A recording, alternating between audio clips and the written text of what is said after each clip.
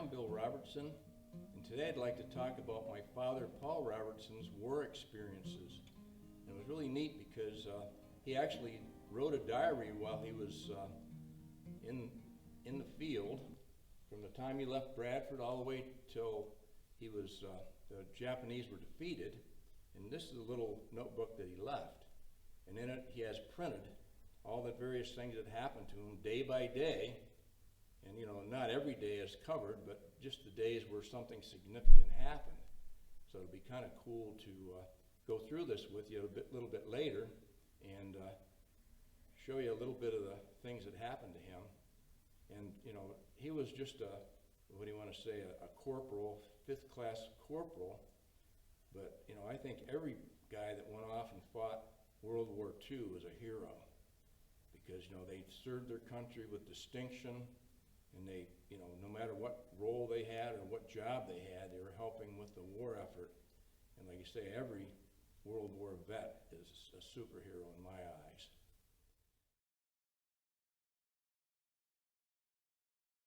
My dad was born in Bradford on April the 1st, 1925. And everyone in the family thought that was a good day for him to be born because of all the tricks he used to play on us. He was actually an April Fool's, to say the least. So we always teased him about it, that he was an April Fool's baby. Dad attended all the Bradford schools, and his favorite hobbies in those days was hunting.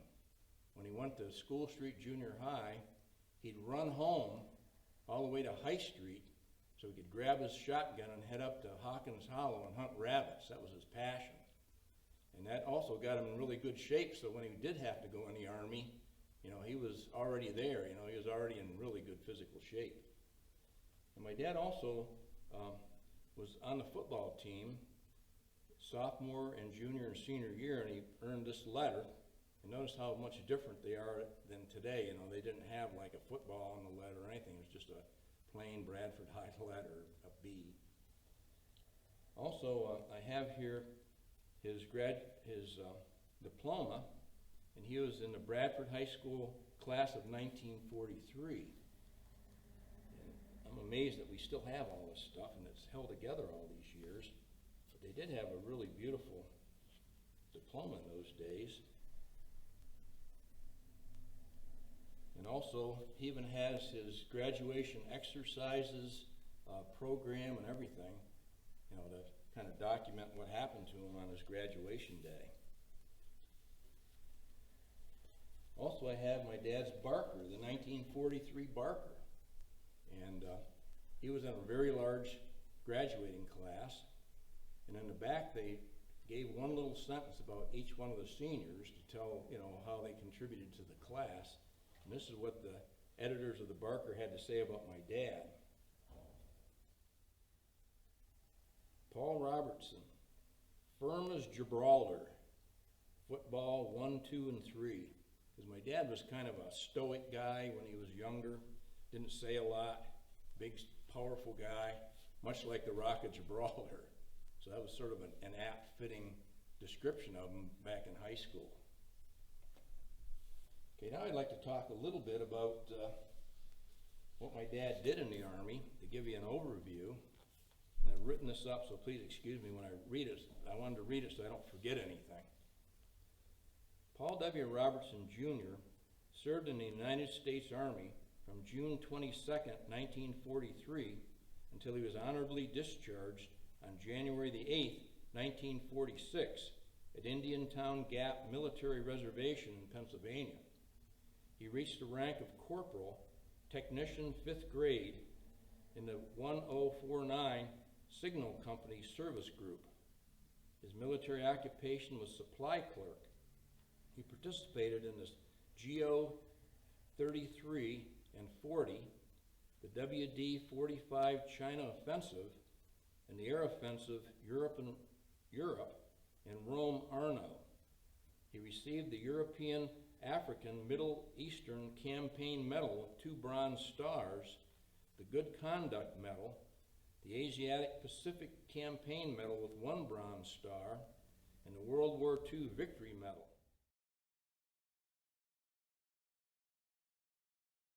military career is recorded in the diary he kept during the war. He was only 18 years old when he started writing it. And I have here some things that my dad brought back from the war, beginning with his army jacket that's, again, survived all these years.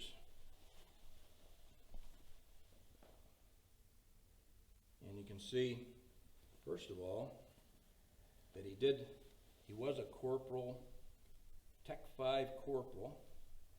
And then this badge here is for the Flying Tigers, because he spent most of his war years in China.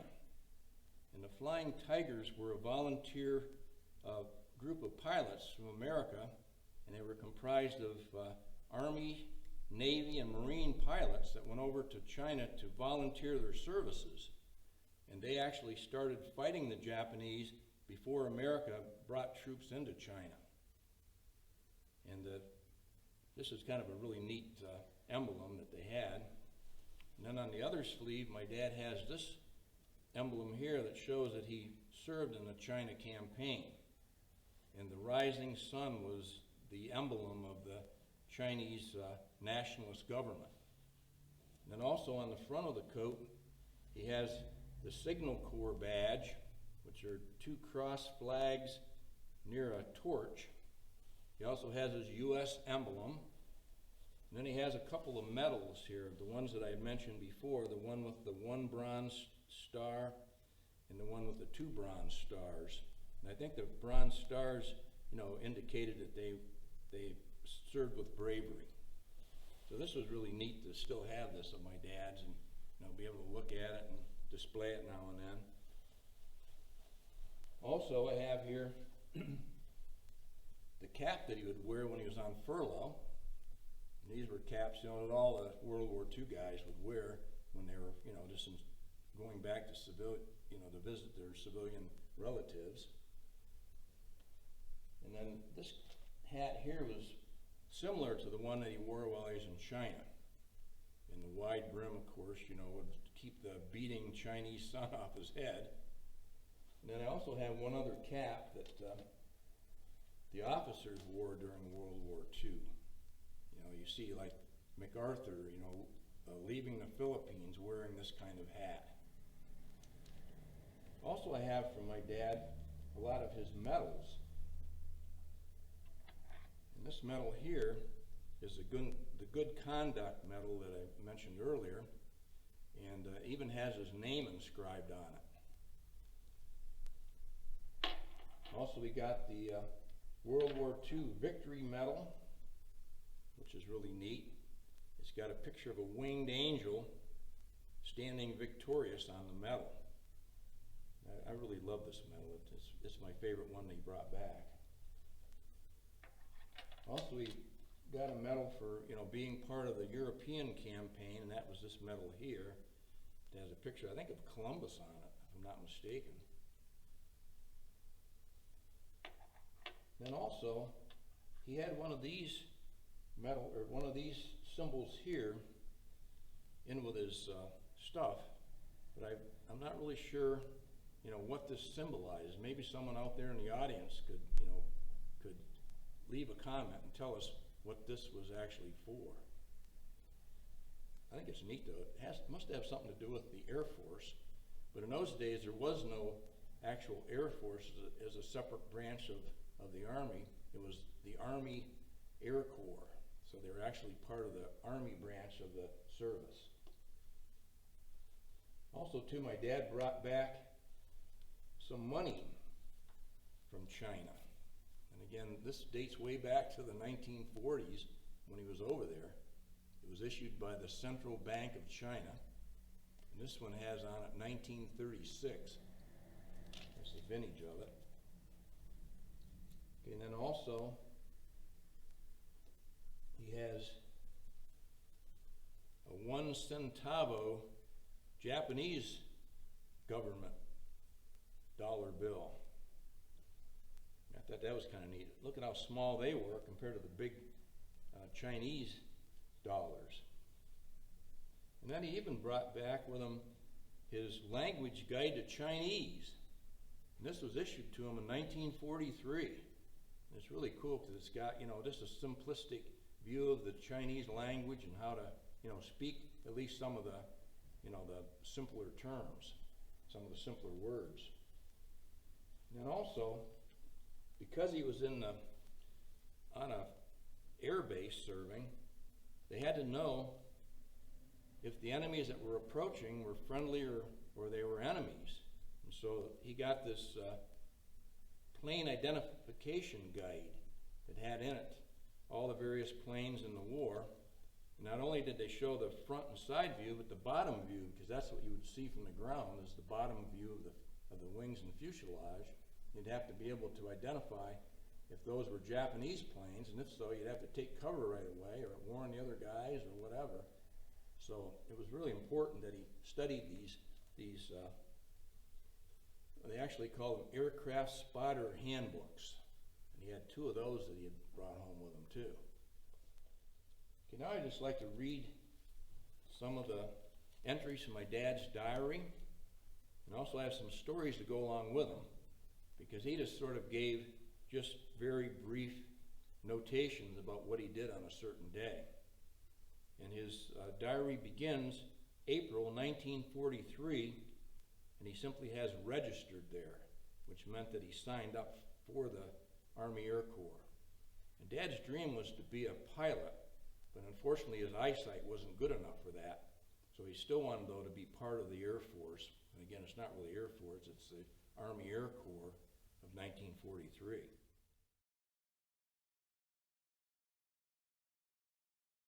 And then on May 12th of 1943, he had his first physical, which I'm sure he passed with flying colors because, like I say, he was in super shape from football and then also from all the hunting and stuff he did.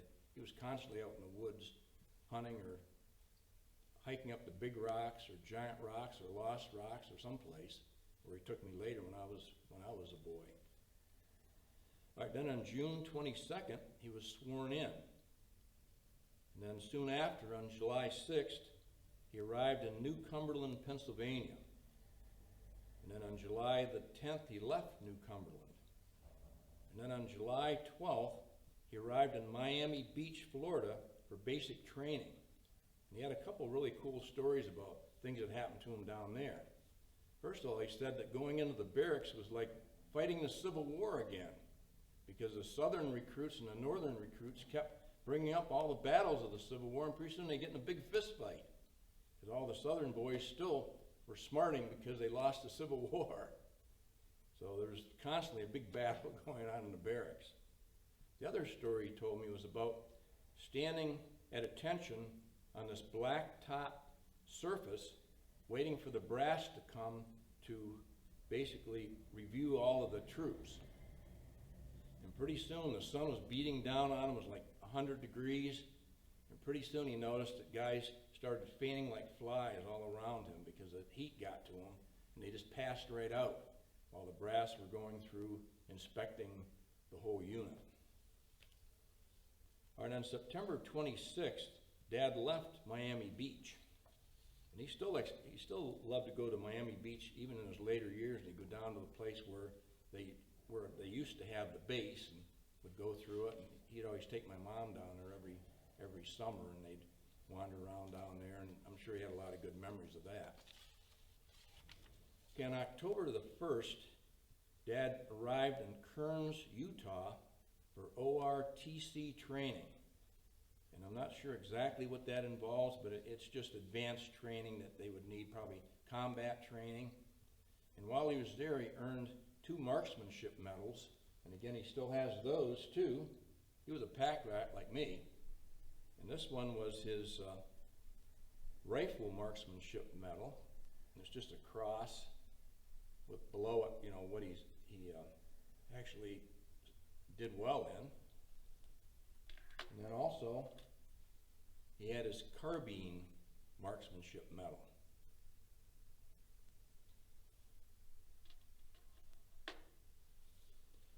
All right, and also I have a couple pictures of my dad taken at Kearns, Utah. And if you wait just a second, they'll appear on the screen for you.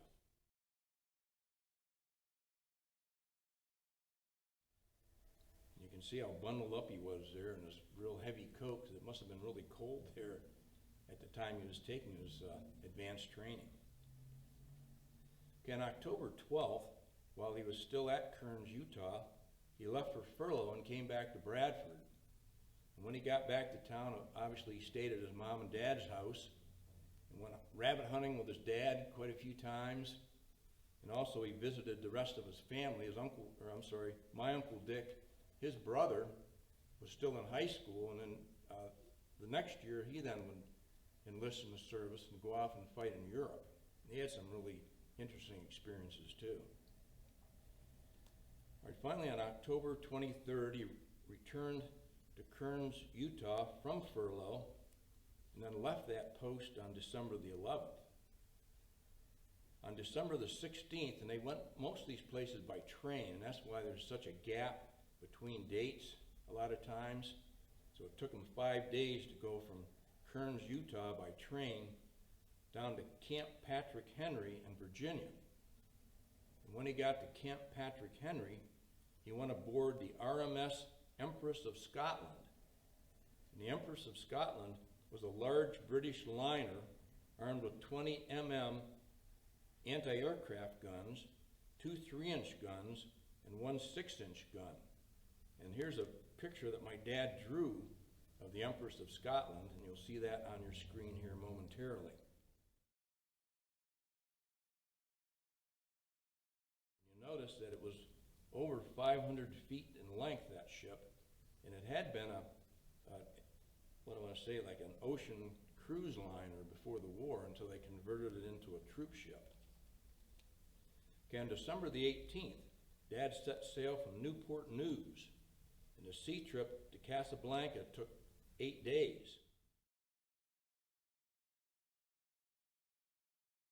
And the weather was calm except for one day, but Dad was still seasick for 3 days.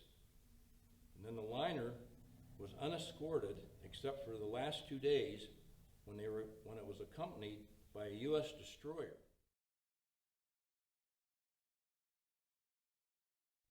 And while out at sea, Dad saw an aircraft carrier and its escort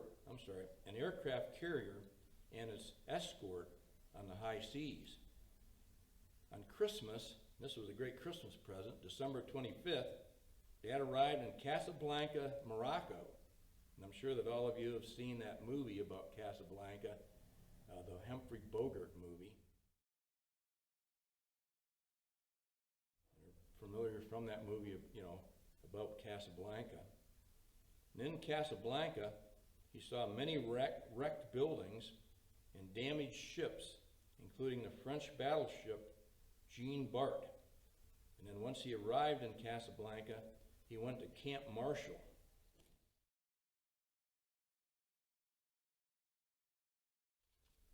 Okay, on January the 6th, 1944, Dad went to Camp Donby Passage, which was a few miles from Casablanca. And he worked in the post office there. And again, my dad's service job was as a clerk. So he was in the post office. And he had something kind of strange happen to him when he was working there. He said he went down to the restroom to use the toilet. And what he found on the floor were just slits in the marble floor, because apparently they didn't have toilets over there because of leprosy. And you didn't want to sit down after someone who had that, or you also would get it. So again, it was a very crude arrangement. Instead of a toilet you could sit on, you had a slit in the marble floor and you had to squat over it. A little crude, but that's the way it was over there during that time.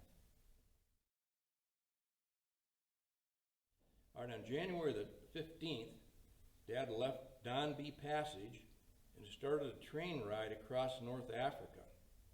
And Dad said that the soldiers were packed into the boxcars so tightly they couldn't even lay down or rest during the 5-day trip that they took across North Africa.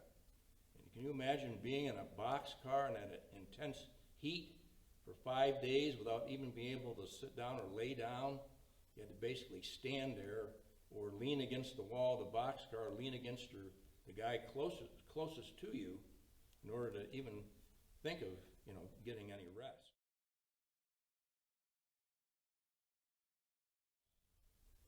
On January the 16th, while on that train, he passed through Fez, Morocco. On January 17th, he went through the outskirts of Oran. On January 18th, passed through the outskirts of Algiers. And then on January 21st, finally, they arrived in Tunis and went into camp 20 miles from that city. And during that time, Dad was part of the 19th Replacement Battalion. On February the 4th, Dad left Tunis aboard a Douglas C-47. And I'm going to be talking about airplanes that have the C in front of the number. And when I do that, I'm talking about transport planes that would carry troops. The C indicates cargo plane. And sometimes a cargo was just that, and sometimes it was men.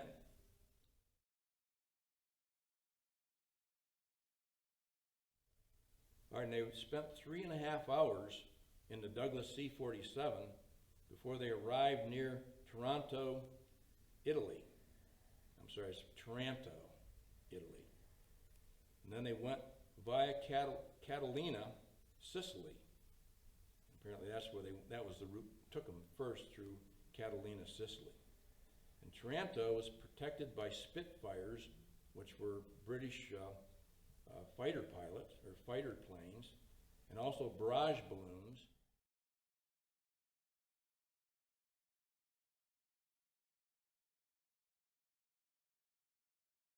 Also a French fighter squadron and the Italian fleet.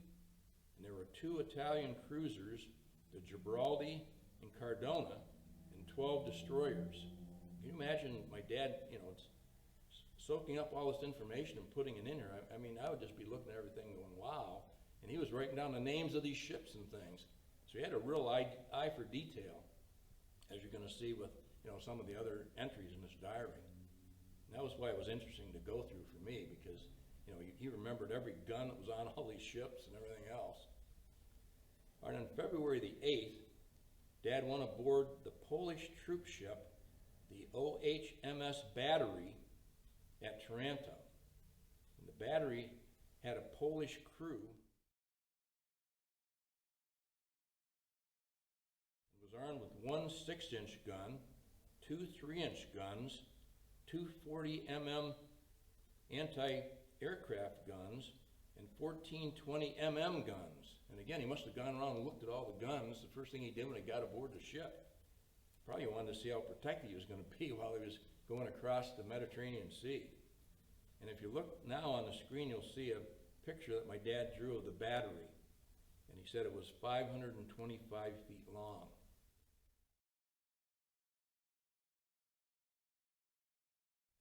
On February 9th, he started his trip in convoy with 8 troop ships, escorted by 6 destroyers and 4 barrage balloons. And barrage balloons were just like helium balloons that they would lift up above the ships to scan into the distance to see if there were any enemy ships coming. And they were, really a good way of scanning the horizon to make sure that they were still in safe seas.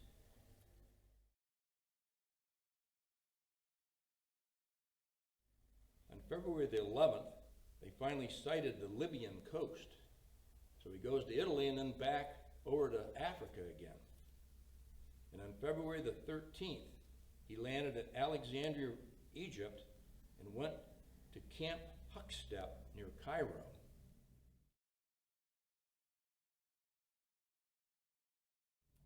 And on February 25th, his whole unit got a real treat because they got to tour the Sphinx and the pyramids. And I know he had photographs of his sightseeing tour, but I can't find them. I don't know what happened to them. They somehow disappeared in the mid-air. I don't know, unless one of my other relatives got them or what. But I would have loved to. As a matter of fact, I remember seeing them, and the Sphinx looked a lot different back in those days than it does today.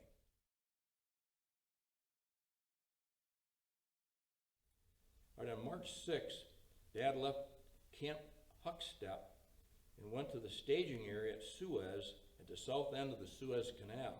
And he's got lots of pictures, too, of the Suez Canal and this boat going through there. There's or his troop ship, I should say. On March 8th, he boarded the British liner Tory Barrow, and this ship was, I guess, a little bit bigger than the other ones he was on because it had 2 smokestacks. It was armed with 1 6-inch gun, 3 3-inch guns, and 6 20mm anti-aircraft guns. And then on March 10th, he set sail, and they passed Mount Sinai, which is a famous landmark, in Egypt.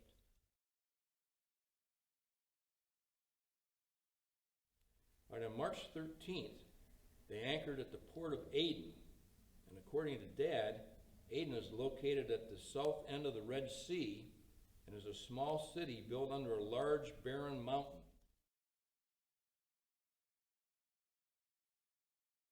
And again, I like the details my dad added into this.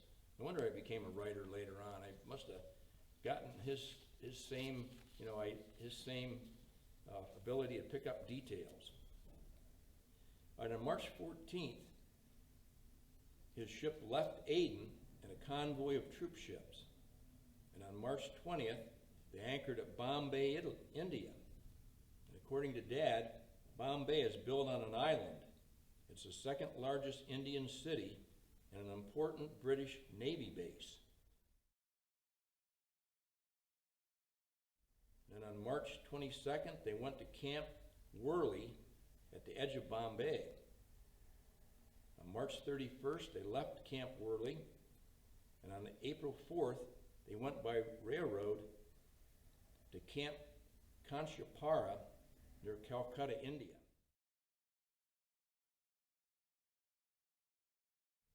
And while he was at Camp Kanchapara, and if you look on your screen now, you'll see the Hooghly River next to Calcutta, India. And then in a second, you'll see Camp Kanchapara as it looked to my dad when he took pictures of it.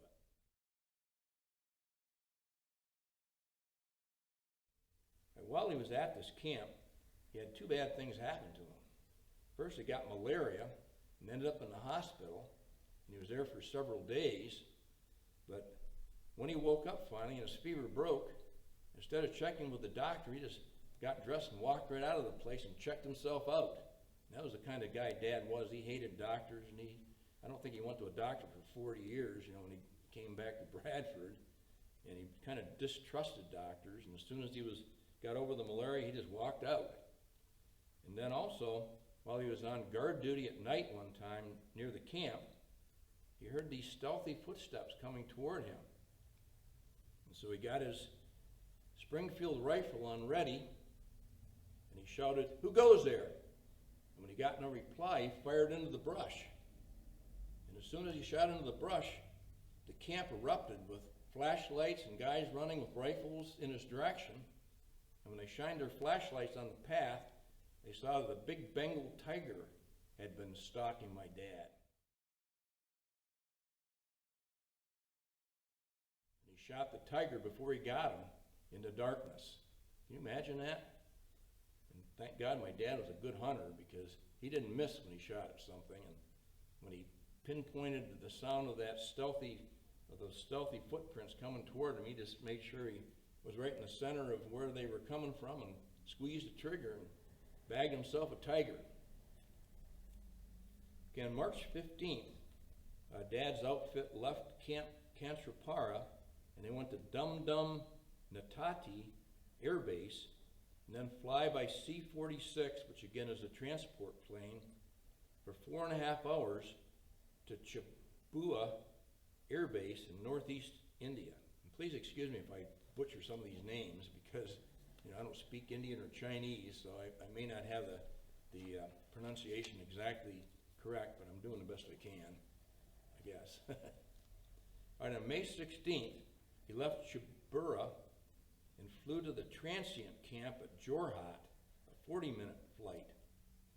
And then on May 18th, he and his unit started for China over the Himalaya mountains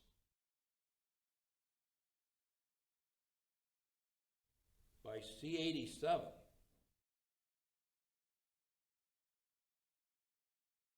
And they they got about halfway over the Himalayas, and one of the engines in the plane flamed out. And so naturally the guys were really concerned by that, and the transport then had to turn around and go back to base, go back to India, before the other motor flamed out. I don't know if you call it flame out, but they had motor trouble and it stopped, let's put it that way. And this took 2.5 hours while they were sitting on pins and needles waiting for him to get back to base. On May 19th, they again leave transient camp at Jorhat, and they got on a different C-87, and they flew over the hump to land at Sincheng Field, 30 miles from Shentu, and the altitude was 21,000 feet. And if you look at the picture on the screen now, you'll see a picture of Sincheng Field. And this is where Dad spent most of his time while he was in China.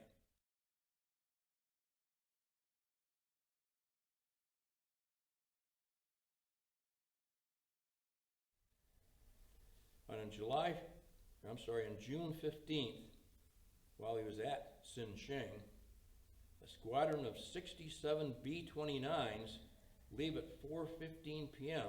to bomb the Imperial Iron and Steel Works located at Yadawa, Japan.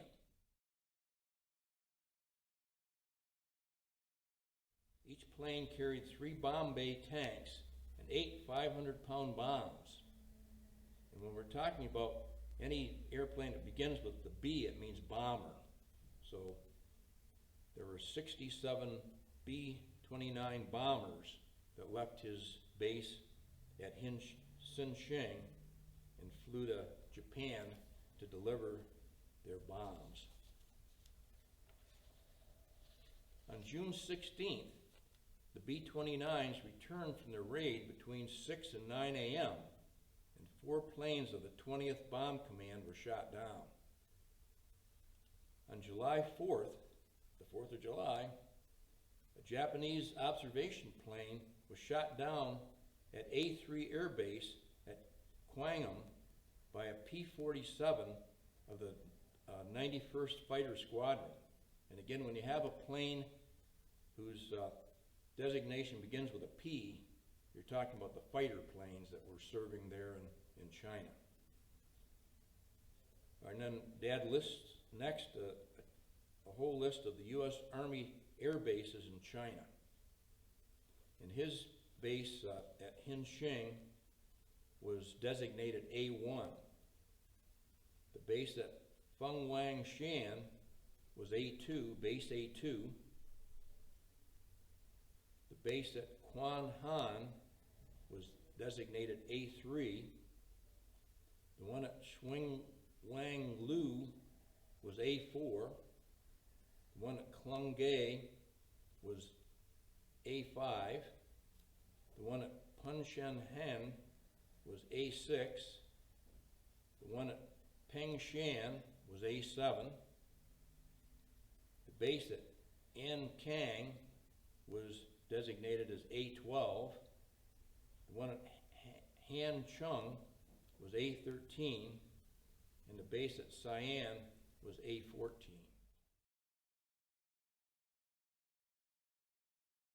Again, these were the Army air bases that were currently in operation in China all over the country. Right on July the 7th, the B-29s take off and land next morning. So again, they constantly are raiding the Japanese wherever they can, and sending out their heavy bombers to do it. On July 29th, the B-29s raid Mactan and Anshan, which were Manchurian steel centers. And 3 planes were lost. One crashes 2 miles from our barracks, killing 8 of the crew. 3 crew members survive. So my dad sees a lot of bloodshed while he's there, servicing these planes and doing his duty. And if you look at the screen, you'll see a photograph taken by my dad of a plane destroyed by the Japanese. And it's pretty messed up.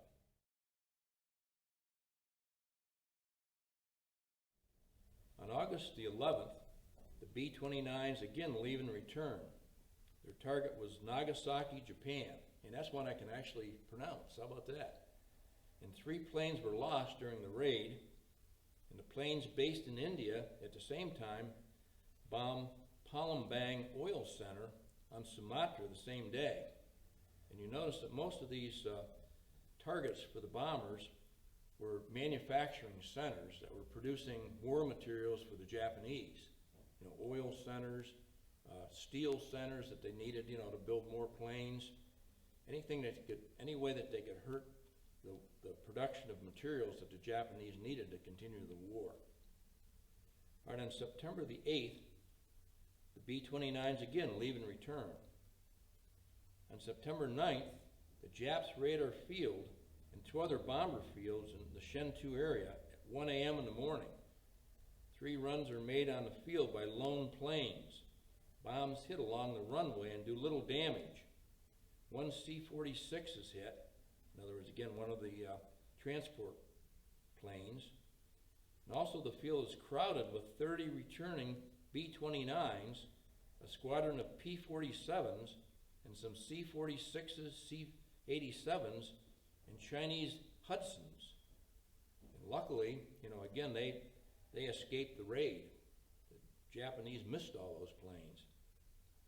Later that same day, the B-29s again were sent out to bomb Manchuria, and 1 B-29 was riddled by shrapnel here.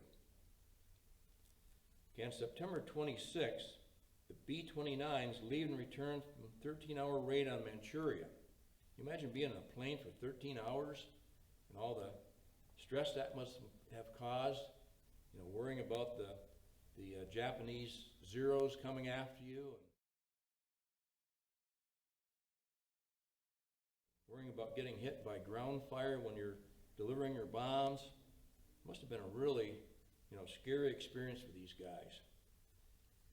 All right, and then on the same day, September 26th, 2-engine Jap bombers make a bunch of runs on our field. They drop 3 sticks of bombs but do little damage. The A5 and A7 airfields are also bombed. And my dad never talked about being on these air bases and how scared he must have been. I actually learned out, or I'm sorry, I found out later, I learned about how scared he must have been in his later years when he was in a nursing home. His nurses were looking for him and couldn't find him anywhere. And, you know, his caregivers were there and they were looking all over. And finally, they went in the cafeteria and saw my dad hiding under one of the lunch tables.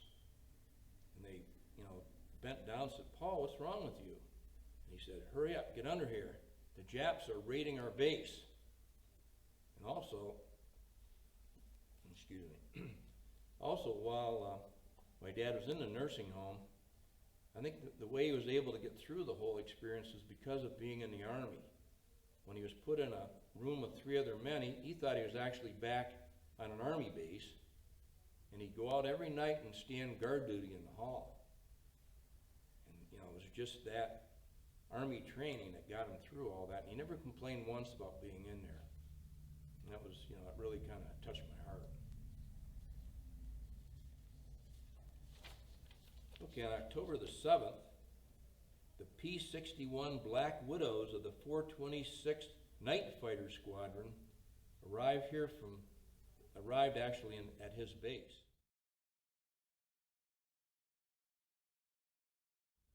In the same night, Jap medium bombers are in the area. They do considerable damage at A3 with delayed action bombs.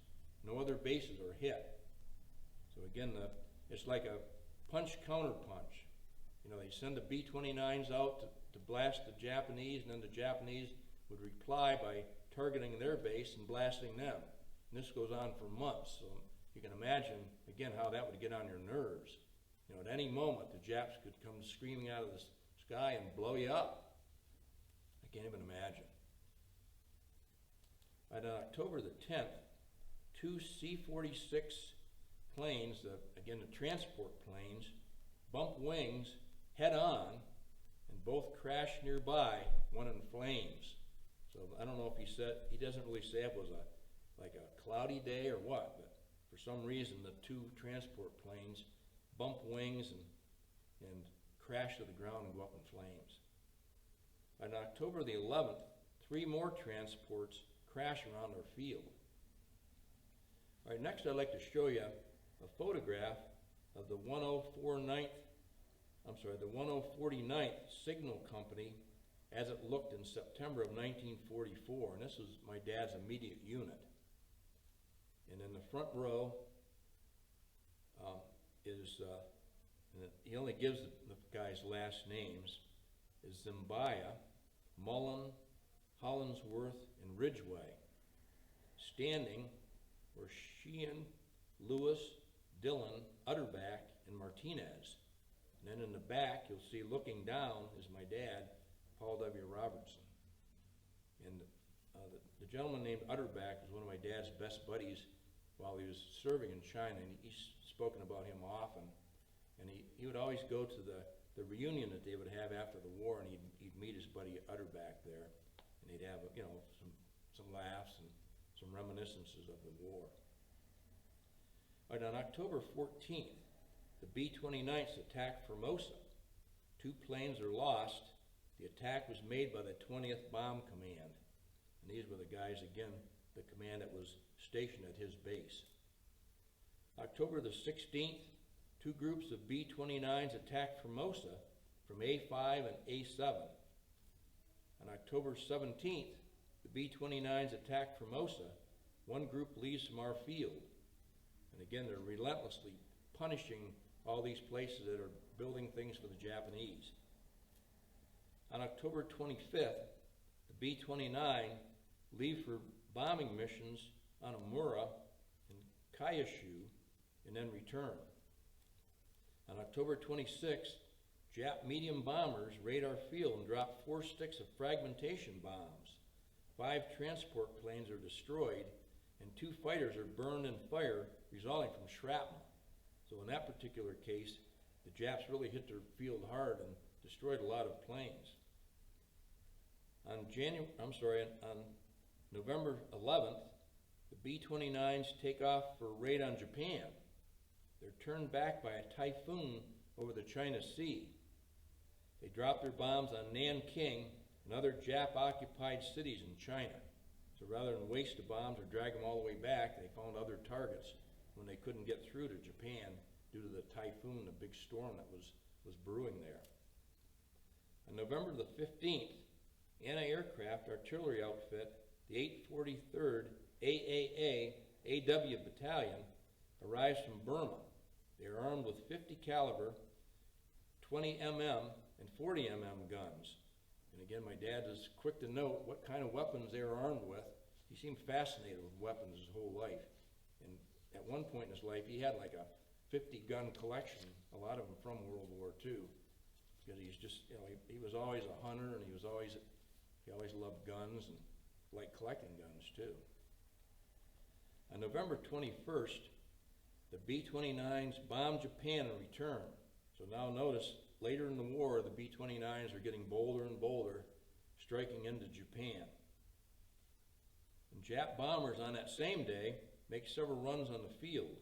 They hit and set fire to 2 gas dumps and destroy a C-109 tanker.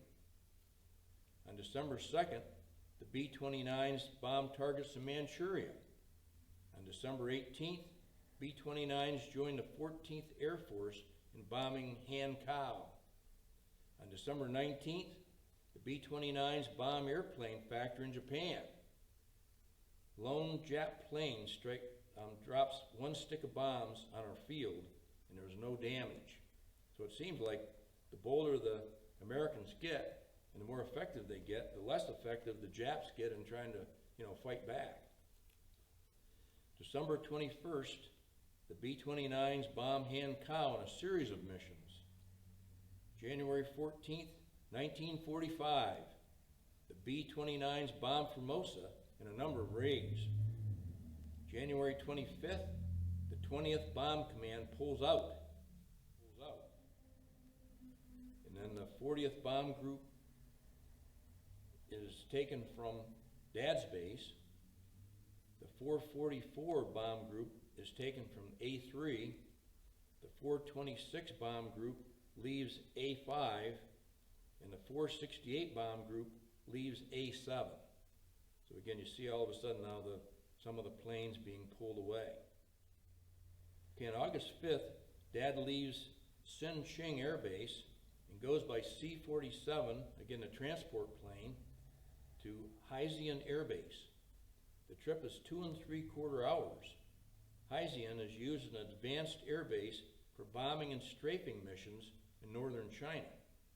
P-51, P-47, and P-61 planes are used for this work.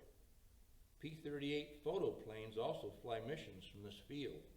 So Dad's right in the heart of the action when he goes to that field. On September 2nd, 1945, a lot of people remember that date. That was the date of Japanese surrender. Can't imagine the big celebration that soldiers had at my dad's air base. They probably got a lot of liquor and dropped it down the wall to cool it down to celebrate, I'm sure.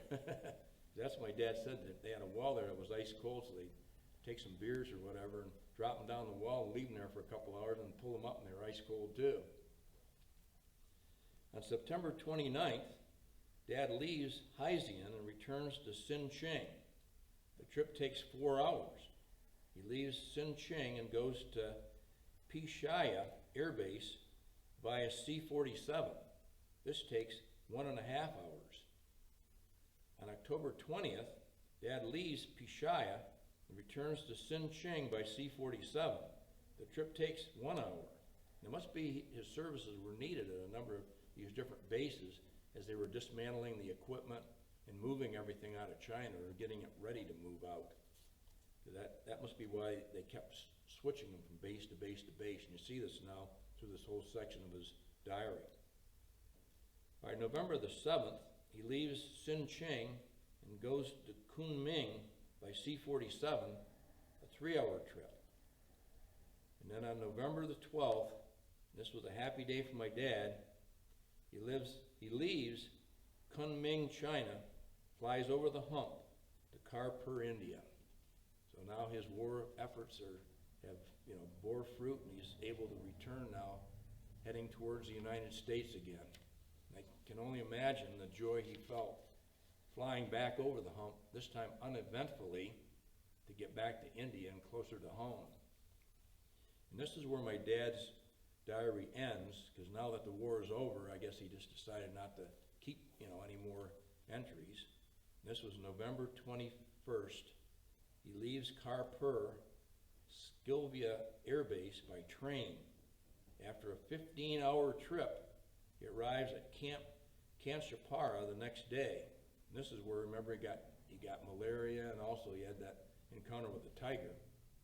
And then this is where Dad's diary ends. And if you want to see one other picture of Dad, look at the screen now. This is Dad at Karpur, India. And notice he has on this hat here, a campaign hat that a lot of the guys would wear.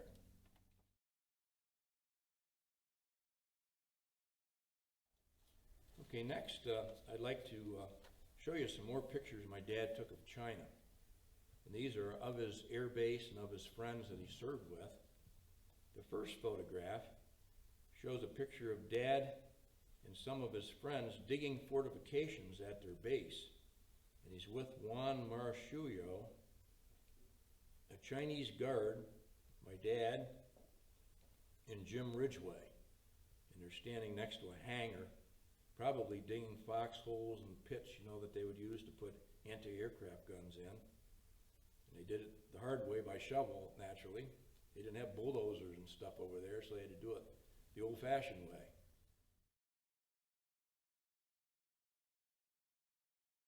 All right, next is a picture of Sinching Air Base, where Dad spent the majority of his time in China.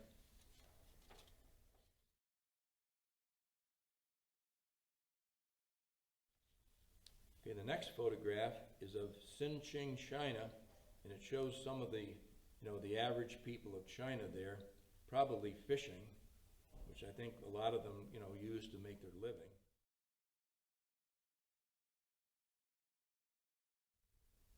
And then next, there's a picture of a P-40 Curtiss Warhawk flown by the Chinese. And he knew it was a Chinese plane by the rising sun emblem on the fuselage. And these were also the planes that the Flying Tigers, the volunteer pilots from the U.S. originally used while they were in China.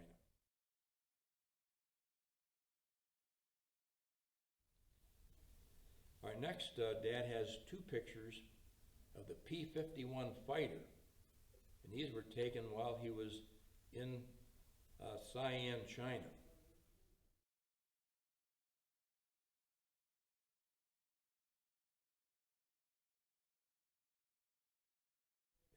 And next is a picture of the combat cargo unit plane, and again, these cargo planes were used not only to, take equipment from place to place, but also soldiers.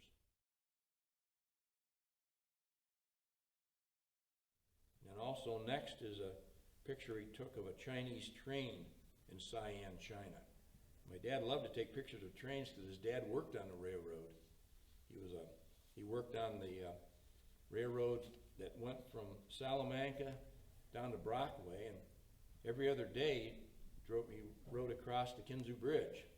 So my dad naturally loved trains, and my dad also worked on the section gang of the railroad before he went in the Army to get toughened up a little more for basic training.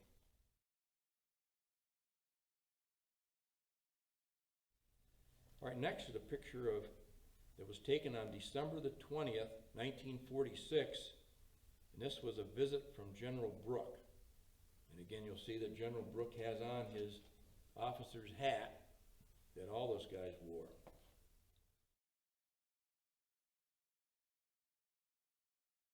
All right, next my dad took a whole bunch of pictures of civilian life in China, and if you just look at the screen, you'll see them one by one as they appear.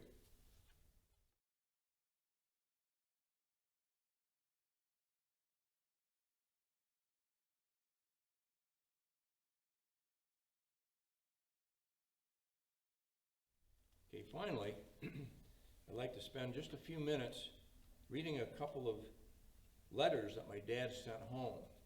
And it's amazing that these survived too after all these years. As a matter of fact, my Aunt Elsie, my cousin Wade's mom, is the one who found them and gave them to me. So I'm really thankful to Aunt Elsie for sharing this with me. And this first letter was sent, and again, I even have the envelope that it came in. You can see the kind of postage they use and everything. This letter is written from Pishaya, China, and it's dated October the 18th, 1945. Hello, folks. Time to write. Still at the same base, but should move back to the old base soon. We still are pretty busy, but have taken in a lot of the equipment on the base. Haven't been paid yet. I have enough to go to Chongqing a couple of times, though. We'll probably go in again Sunday. Had one bunch of mail while we were here. It is pretty hard to get it to us. Would have liked to have gotten home for hunting season. That is just about impossible now. We never can find out anything about getting out of China. We'll have to go through Shanghai now to get out of the country. That's all for now. Goodbye, Paul. All right, here's the other letter that my Aunt Elsie gave me. And again, I'm very thankful for her to have sent this along to me. And this is from Xinjiang, China, and it's dated October 21st, 1945. Hello, folks. Got back to the old field yesterday. It was an hour-and-a-half airplane ride from Pishaya. The outfit is supposed to leave for the States November the 1st. The way it is now, I'll be transferred to an outfit that is staying here. You have to have 60 points or 24 months overseas to go home with the outfit. I have 58 points and 22 and a half months. A rotten deal if you ask me. Jack Gust had enough points, so he'll get to go. Not much to do at this place. I went down to the river this afternoon and shot some fish. They were about 6 to 8 inches long. The weather is still nice, but it won't be long until winter now. I'll go into Shentu soon on pass. Only got to Chongqing twice. It was a big city. Hope I get some mail from you soon. Goodbye, Paul.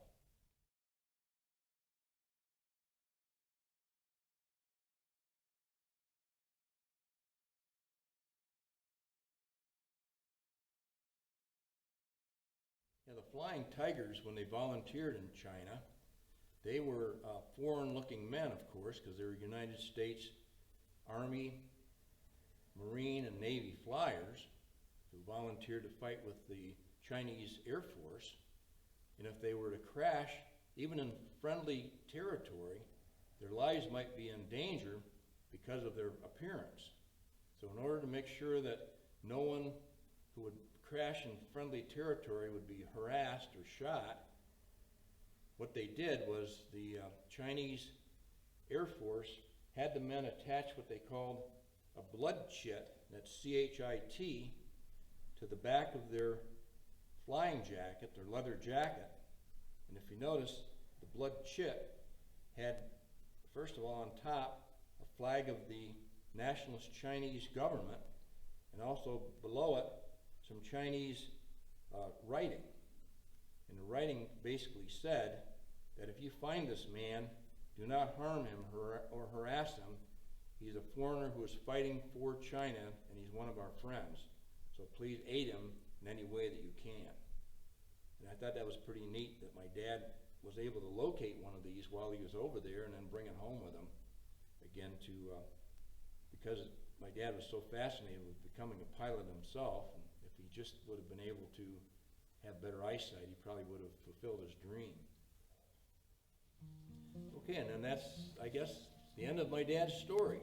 Thank you very much for watching, and I hope that you found some things that you didn't know about the offensive in China and how dangerous it was for our men. And again, I want to stress that anyone who served in World War II, despite his capacity, was a true hero and deserves our praise and thanks. Thank you very much.